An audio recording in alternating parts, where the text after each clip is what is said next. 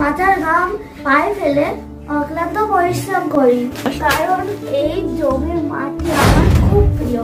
চাষের কাজ করতে আমার খুব ভালো লাগে। আমি চাষি, এটা আমার পেশা। তার থেকে বড় এটা আমার পেশা।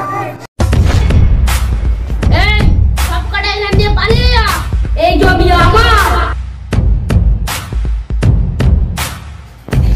আপনাদের মানে সারা বছর আমরা পরিশ্রম করবো আর আপনারা সব জমি কেড়ে নেবেন? এটা আমি সহ্য করবো না।